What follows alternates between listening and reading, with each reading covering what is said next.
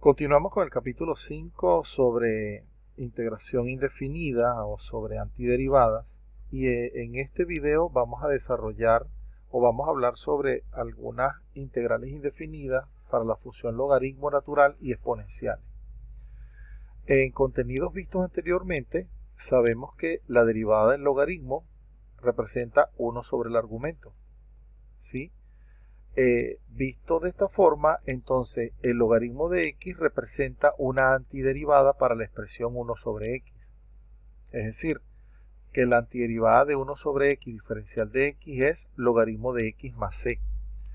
Aprovecho la ocasión para comentarles algo, y es que precisamente cuando nosotros enunciábamos las propiedades de las antiderivadas, la fórmula con que nosotros trabajábamos era la siguiente. Decíamos que la antiderivada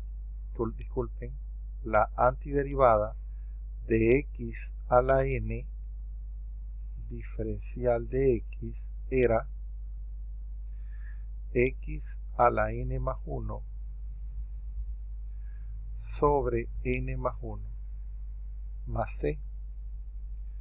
Y hacíamos la observación de que esto era válido para n distinto de menos 1. Es decir, que hasta este momento no podíamos resolver x a la menos 1. Eso era para nosotros enigmático en este momento. Fíjense que esta antiderivada de x a la menos 1 viene a ser 1 sobre x diferencial de x. O sea que en este momento estamos diciendo que esta representa el logaritmo natural de x. Es decir, que ya a partir de este momento podemos garantizar que la antiderivada de 1 sobre x la vamos a interpretar como logaritmo natural de x. Ahora bien,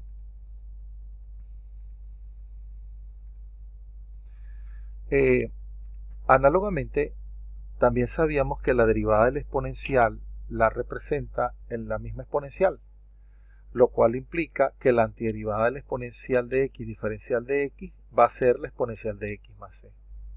Tomando esto como referencia y acogiéndonos a lo que decía las clases anteriores sobre las propiedades de la antiderivada y el teorema de sustitución, podemos resolver algunos ejercicios. Comencemos con algo bien simple. Fíjense que este ejercicio 1, este ejemplo 1, es muy similar a uno que desarrollamos allá, pero hay una pequeña sutileza allí. Nosotros podemos separar esta antiderivada en varias antiderivadas y podemos aplicar propiedades de las potencias, de manera que la primera se cancelan 2x de arriba con 2 de abajo, me queda x. En la segunda se cancela una x de arriba con una de abajo, entonces me queda menos la antiderivada de 1 sobre x. Y en la tercera no se cancela nadie, en todo caso este x al cuadrado lo subimos como x a la menos 2. Entonces fíjense que este segundo término representa un logaritmo. Quiere decir que este ejemplo no lo hemos podido desarrollar en la clase pasada, porque no teníamos este valor agregado de que la antiderivada de 1 sobre x representa el logaritmo de x. Dicho esto, la primera es una antiderivada sencilla porque n vale 1, sería x a la 2 sobre 2. La segunda, como acabo de decir, se convierte en un logaritmo, y la tercera, como n vale menos 2, sería x a la menos 2 más 1, es decir, x a la menos 1 sobre menos 1. Por lo tanto, la expresión queda de la siguiente manera: 1 medio x cuadrado menos logaritmo de x menos 4 por 1 sobre x más c. O sea que hemos dado un paso significativo, dado que ya podemos ir resolviendo una mayor gama de antiderivadas. Fíjense esta segunda. Esta era imposible de resolver por nosotros en la sección anterior, porque yo no puedo desarrollar esta fracción. Estoy limitado porque el denominador tiene 2 términos y el numerador tiene uno solo.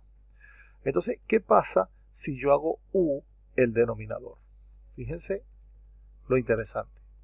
Si u es x a la 3 más 1, su diferencial de u será la derivada de esta función la cual representa 3x cuadrado diferencial de x. Y cuando vemos el numerador, aquí tenemos el x cuadrado que junto con el diferencial de x me va a compensar esta expresión de acá. ¿Lo ven? En todo caso, este 3 está estorbando, es decir, que puedo decir que es diferencial de u sobre 3 igual a x cuadrado diferencial de x. Ya puedo hacer la sustitución. O sea, visto de esta forma, que es más cómodo para comprenderlo, la antiderivada se me convierte en la antiderivada de 1 sobre u por diferencial de u sobre 3. Sacamos esa constante 1/3. Fíjense que acá nos está quedando la antiderivada de 1 sobre u, la cual se convierte en logaritmo de u. Y ese 1/3 por propiedades de logaritmo, claro, acá nos regresamos en el cambio de variable, ¿no? Porque u para nosotros es x a la 3 más 1, ¿verdad? Ese 1/3 lo podemos sustituir. Fíjate que el 1/3 representa el coeficiente del logaritmo. Él se va a convertir en el exponente del argumento. Y sin más, ese exponente 1/3 se convierte en una raíz cúbica. De hecho, fíjense que ya desde acá yo tengo un resultado, pero se torna más compacto visto de esta forma. En todo caso, esta expresión final representa una antiderivada para la función original. Estamos en el mismo contexto de la clase anterior. Ahora, fíjense qué pasa si vemos el exponencial. Recuerden que quiero significar esto. La función exponencial, a pesar de que la vemos como una potencia, a pesar de que estamos viendo exponencial de x cuadrado, ella en realidad se comporta así. Es la función exponencial aplicada a la función x cuadrado.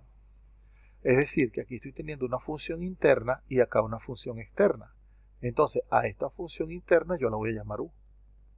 Lo que pasa es que nosotros la colocamos de esta forma por aquello de que la función exponencial conserva las propiedades de las potencias. Dicho esto, entonces vamos a hacer u el argumento del exponencial, que es x cuadrado. Si hago u igual a x cuadrado, eso implica que el diferencial de u será la derivada de x cuadrado, es decir, 2x diferencial de x. Entonces fíjense que acá, acompañando al exponencial, tenemos una x y diferencial de x. O sea que x junto con diferencial de x compensa lo que nosotros estamos buscando.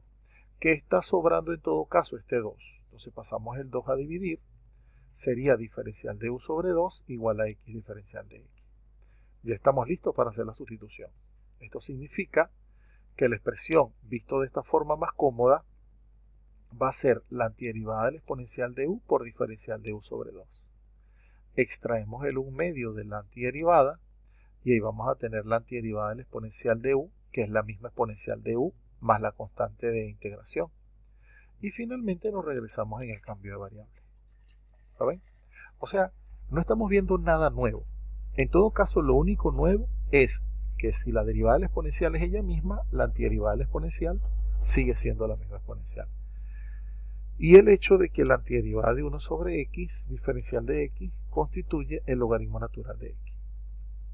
Pero son aplicables exactamente las propiedades vistas en la clase anterior y por supuesto el teorema de sustitución. En este caso, ya con la explicación anterior, automáticamente observamos que el candidato a ser u es el argumento del exponencial. Entonces, si llamamos u a raíz de x, el diferencial de u será la derivada de raíz de x. Ya estamos familiarizados con ella, es 1 sobre 2 raíz de x diferencial de x. Entonces fíjate que está todo completo porque raíz de x lo tengo en el denominador de acá de la función integrando. Pero este 2 que está dividiendo estorba, entonces lo paso multiplicando al otro lado. ¿Lo ven? Quiere decir que el diferencial de x sobre raíz de x, que es lo que estoy teniendo acá, se compensa con 2 veces el diferencial de u. Dicho de esta forma, la antiderivada se convierte en la antiderivada del exponencial de u por 2 diferencial de u. Extraigo la constante 2. Tenemos la antiderivada del exponencial de u diferencial de u. Fíjense que lo importante es que haya concordancia entre la variable de la función y el diferencial. En ese caso, Esto va a ser 2 exponencial de u más c. Y finalmente me regreso en el cambio de variable porque sabemos que u es raíz de x. Quiere decir que llegamos a este resultado. Para finalizar, quiero resolver este ejercicio, este ejemplo. Acá estamos teniendo una expresión que si se quiere puede ser versátil, pero quiero introducir el siguiente cambio de variable. Voy a hacer u igual a menos x. Ya lo voy a justificar por qué. De manera que el diferencial de u es menos diferencial de x. Y voy a pasar este menos para acá. Es decir, que menos diferencial de u es igual a diferencial de x. Ya van a ver dónde voy a utilizar esto. Tomemos la antiderivada, ¿verdad?